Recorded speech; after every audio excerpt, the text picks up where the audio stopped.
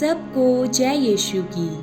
हर साल संपूर्ण कलीसिया 17 नवंबर को संत एलिजाबेथ ऑफ हंगरी का पर्व मनाती है। उनका जन्म 1207 ईस्वी में हंगरी में हुआ था। वे एक राजघराने से संबंध रखती थीं। उनके पिता हंगरी के राजा एंड्रयू द्वितीय थे।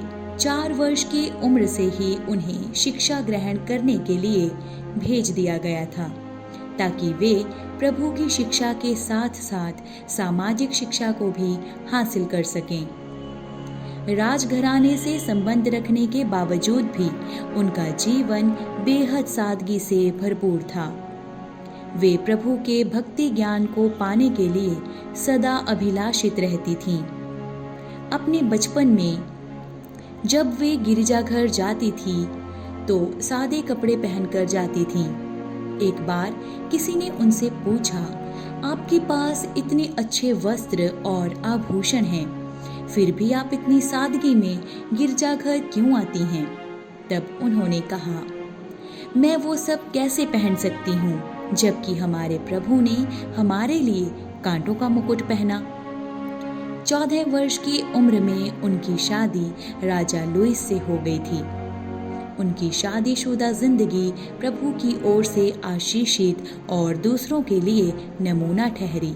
प्रभु ने उन्हें 3 संतानों से आशीषित भी किया। शादी के बाद भी उन्होंने अपना जीवन प्रार्थना, उपवास और लोगों की सेवा में बिताया।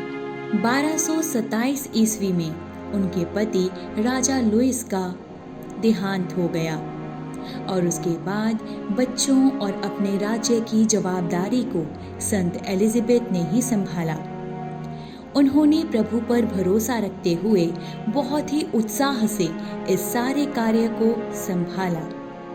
उन्होंने अपने राज की संपत्ति को गरीबों और जरूरतमंदों में बांटा, जैसा कि उनके आत्मिक निर्देशक कोनार्ड वोन मार्बर्ग ने निर्देश किया था। उन्होंने सिर्फ एक पोशाक को अपने पास रखा, जिसे वे मरने के बाद दफन होते समय पहनना चाहती थीं। उन्होंने संत फ्रांसिस के आदर में कोढ़ी लोगों के संरक्षण के लिए एक अस्पताल भी बनवाया। 17 नवंबर 1231 ईस्वी में महज 24 वर्ष की उम्र में उनकी मृत्यु हो गई। उनकी कब्र पर प्रार्थना करने से बहुत से चमत्कार होते थे। इसीलिए 1235 ईस्वी में संत पिता ग्रेगरी नौवीं ने उन्हें संत घोषित किया।